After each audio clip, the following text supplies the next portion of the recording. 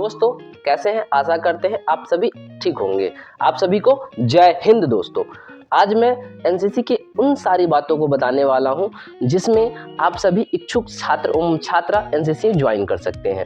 आप सभी के मन के अंदर क्वेश्चन आता होगा कि एनसीसी क्या होती है, एनसीसी कैसे की जाती है, कब इसका एग्जामिनेशन होता है, कौन कौन से एग्जामिनेशन देने होते हैं, कौन कौन से सर्टिफिकेट मिलता है, कहाँ आप ट्रेनिंग कैंप करने जा सकते हैं और इसका बेनिफिट क्या है। तो ऑल ओवर चीज़ को मैं इस वीडियो के अंदर कवर करने वाला हूँ। अगर कुछ छूट जाए तो आप मुझे कमेंट करके बताएंगे, मैं अगली बार उसे ठीक कर दूंगा। सबसे पहला पॉइंट आता है कि एनसीसी का फुल फॉर्म क्या होता है। तो एनसीसी का full form national cadet corps होता है। एनसीसी को अब दूसरा क्वेश्चन कि एनसीसी कब स्थापित की गई थी। तो एनसीसी को 16 अप्रैल 1948 को स्थापित किया गया था। तब से लेकर अब तक एनसीसी हर क्षेत्र में कार्यरत है। मैं आपको बता देना चाहता हूं कि एनसीसी हमारे भारतीय सेना के हर एक सहयोग के लिए तत्पर खड़ी है। मैं आपको बता देना चाहता हूं कि एनसीसी की मुख्य 3 विंग्स होती हैं। विंग्स यानी हिस्सा। एनसीसी का पहला जो हिस्सा होता है उसे थल सेना कहा जाता है, दूसरे हिस्से को वायु सेना कहा जाता है और तीसरे हिस्से को जल सेना कहा जाता है, जैसे कि आर्मी के अंदर होती है। मैं आपको बता देना चाहता हूँ कि कैडेट्स अपने फील्ड ऑफ इंटरेस्ट के हिसाब से इस थल सेना, जल सेना और वायु सेना को ज्वाइन करते हैं एनसीसी के अंदर। जितने भी छात्र एवं छात्रा हैं उन्हें सबसे पहली बार क्लास 9th में ही थल सेना, वायु सेना और जल सेना से जोड़ने का मौका मिलता है। एनसीसी एक जरिया है जहां पे आप अपने मेंटल एबिलिटी, फिजिकल एबिलिटी को बढ़ा सकते हैं। एनसीसी हर उस कसौटी पर उतरने के लिए तैयार होती है जहां हमारी भारतीय सेना उतरती है। दोस्तों मैं बता देना चाहता हूं, हमारे देश के आज़ाद होने के बाद से लेकर अभी तक हमारा जो एनसीसी है वो भारत देश में कार्यरत है।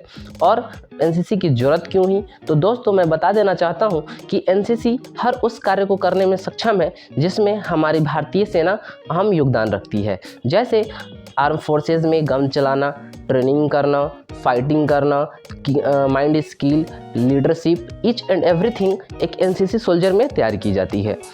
अब बात आता है कि दोस्तों एनसीसी सोल्जर को कहां और कैसे यूज़ किया जाएगा और कब किया जाएगा। तो ये दोस्तों तब किया जा सकता है जब हमारे देश में आपातकालीन कुछ घटना या युद्ध की संभावना हो। उस समय हमारे जो एनसीसी सोल्जर है वो आर्म फोर्सेज की जो मटेरियल होती हैं उन्हें लेकर या जो राशन पूर्ति खाना होती है उन्हें लेकर हमारे भारतीय सेना तक पहुंचाने में सक्षम है और ये सारे कार्य को कर सकती है। तब हमारे एनसीसी सोल्जर को यूज़ किया जा सकता है। फिलहाल जैसे इजराइल देश है, वहाँ पे हर एक जो नागरिक होते हैं वो आर्मी ट्रेनिंग से गुजरे होते हैं। तो हमारी भारत सरकार भी हर एक नवयुवक छात्र एवं नवयुवक छात्राओं को इस ट्रेनिंग से गुजारने का एक ही आश्रय है ताकि उनके अंदर लीडरशिप, क्वालिटी की स्किल और माइंडसेट डेवलप हो सके। एक आर्मी ट्रेनिंग से जीवन जीने का जो तौर तरीका है वो सीख सके।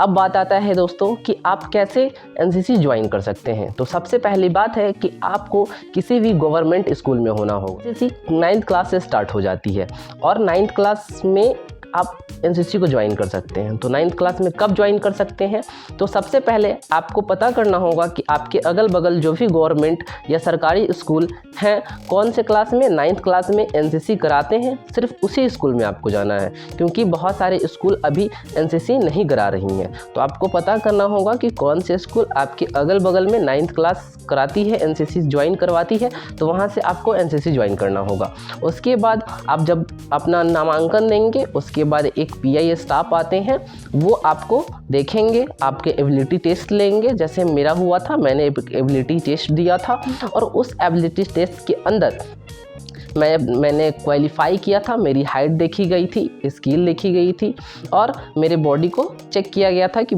फिट है या नहीं। तो फिजिकल मेंटली थोड़ा बहुत जो होता है वो फिजिकली टेस्ट की ली जाएगी, उसके बाद आपको सेलेक्ट कर लिया जाएगा। तो ये सारे चीज़ फ्री ऑफ कॉस्ट होगा, आपसे 1 भी रुपया नहीं ली जाएगी। जब आप 9th क्लास में इस प्रोसेस से सेलेक्ट होते हैं उसके बाद पूरी ये ड्यूरेशन होती है 9th और 10th तक, मतलब 2 साल की ड्यूरेशन होती है।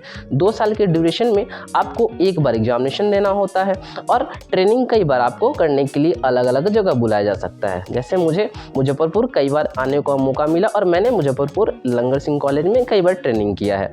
तो आप भी ऐसे ही बहुत सारे कॉलेज में जहाँ कैंप लगा होगा वहाँ जाकर आपको ट्रेनिंग करना पड़ सकता है। उसके बाद आता है कि आप और आगे क्या कर सकते हैं, तो क्या एग्जामिनेशन कब देंगे। तो जब आप 9th और 10th में होंगे तो जब 2 साल का ड्यूरेशन होगा, तो जब आप 10th में जाएंगे तो 10th में आपका एग्जामिनेशन ऑर्गेनाइज की जाएगी और एग्जामिनेशन ऑर्गेनाइज करने के बाद आप कैंप में जाएंगे। कैंप से आपको फिर जहां आपका कॉलेज जहां कैंप ऑर्गेनाइज होगी वहां आपको जाकर एग्जामिनेशन का शेड्यूल वगैरह, पेपर वगैरह सारा कुछ वहीं मिलेगा। आपको सिर्फ जाना है, अपने पूरे यूनिफॉर्म में जाना है। उसके बाद जैसे कि मेरा एग्जामिनेशन हुआ था लंगर सिंह कॉलेज में, तो वहीं पे मैं गया था, वहीं मुझे पेपर क्वेश्चंस मिला था और वहीं पे आपका एग्जामिनेशन होगा। बहुत सारे कैडेट रॉ वाइज बैठे होंगे और आप भी उसी में से एक होंगे और आपके पास क्वेश्चन सेट मिलेगा। उसके बाद आप रिटन टेस्ट देंगे। रिटन टेस्ट देने के बाद आपका कॉपी ले लिया जाएगा एक टाइम के अंदर। उसके बाद सम टाइम बाद आपका पेपर आएगा और फिर इमीडिएटली फिजिकली सारी टेस्ट ली जाएगी। सिर्फ रिटन टेस्ट ही नहीं लिया जाएगा, इसके साथ साथ रिटन टेस्ट के साथ साथ आपकी फिजिकली और मेंटल एबिलिटी टेस्ट भी ली जाएगी। फिजिकल टेस्ट में आपको दौड़ने का मौका दिया जाएगा, जिगजैग पे चलने का मौका दिया जाएगा। उसके बाद बहुत सारी प्रोसेस है जो कि इसके अंदर आपको करना होता है। उसके बाद मेंटल एबिलिटी टेस्ट ली जाती है।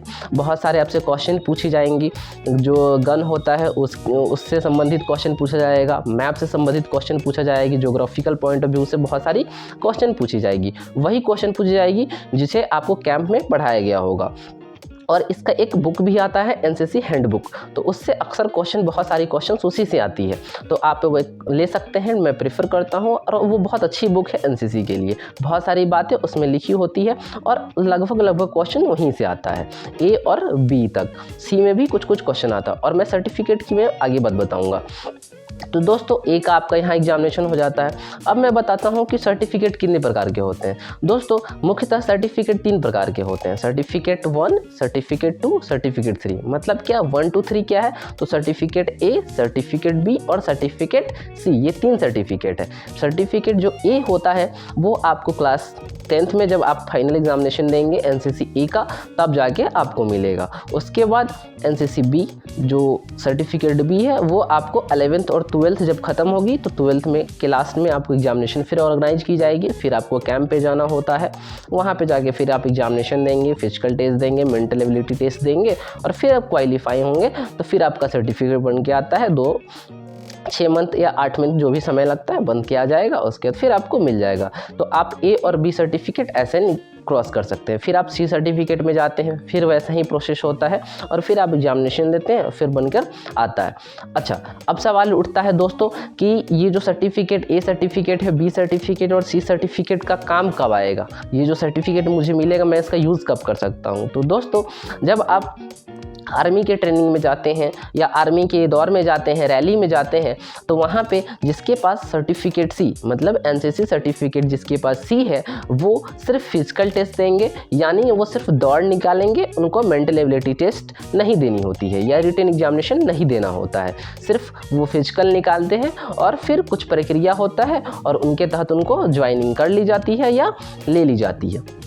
अच्छा, अगर आपके मन में क्वेश्चन होगा कि अगर मेरे पास सर्टिफिकेट सी नहीं है, सिर्फ बी ही है, तो मैं क्या करूं? तो दोस्तों बी सर्टिफिकेट भी कुछ वैसा ही है। बी सर्टिफिकेट थोड़ा सा आपको रिलैक्सेशन देता है, मतलब 10% की छूट देती है। 10% का जो सर्टिफिकेट बी है वो आपको छूट दिया जाएगा। जब आप एनसीसी के ट्रेनिंग करके बी सर्टिफिकेट क्रॉस करके जब पास करके जाएंगे, आर्मी की रैली में जाएंगे, तो वहाँ फिजिकल मेंटल एबिलिटी जब टेस्ट लिया जाएगा, उस दौरान जब आप डॉक्यूमेंट वेरिफिकेशन के दौरान जब आप सर्टिफिकेट बी दिखाएंगे तो वहाँ पे आपको 10% रिलैक्सेशन दिया जाएगा, 10% की अतिरिक्त छूट दी जाएगी और वो आपके कहीं न कहीं जॉब के तौर पे आपके लिए फ़ायदेमंद होगी और आप जो मतलब 10 नंबर से आप 10% जो भी नंबर है उस क्राइटेरिया से आप आगे आ जाएंगे। तो ये सारी बेनिफिट होती है। फिर ए सर्टिफिकेट का भी ऐसा ही होता है, तो वो भी आप ऐसे ही जाएंगे। फिर सर्टिफिकेट डॉक्यूमेंट वेरिफिकेशन के दौरान डॉक्यूमेंट वेरिफिकेशन वो प्रक्रिया होती है जिसमें आप सारे डॉक्यूमेंट को एक एक करके जो ऑथराइजेशन होते हैं वो चेक करते हैं और उस दौरान आप सारे डॉक्यूमेंट को दिखाते हैं। उस दौरान कुछ रिलैक्सेशन आपको दी जाती है और आप वहाँ पे पास आउट हो जाते हैं और आपको जॉब मिल जाती है। तो ये सारी कहानी रही एनसीसी की दोस्तों। और इसके दौरान अगर और कुछ आपको जानकारी मिले या जानकारी चाहिए हो तो आप मुझे शेयर करें। अगर मुझे कुछ छूट गई हो तो मैं क्षमा प्रार्थी हूँ, और आपको अगर कुछ और नेक्स्ट और जानकारी चाहिए तो आप कमेंट करके मुझे बता सकते हैं, मैं और जानकारी आपके लिए साझा कर दूंगा। करते हैं ये वीडियो बहुत अच्छा लगा होगा, इसमें दी गई जानकारी से आप संतुष्ट होंगे। अगर आपको किसी प्रकार की दिक्कत है या आप कुछ पूछना चाहते हैं तो आप कमेंट कर सकते हैं, मैं आपके कमेंट को पढ़कर रिप्लाई देने की कोशिश करूंगा। और अपने इस परिवार में आप लाइक, शेयर एंड सब्सक्राइब करके जुड़ सकते हैं और अपने इस परिवार को बड़ा कर सकते हैं। जय हिंद।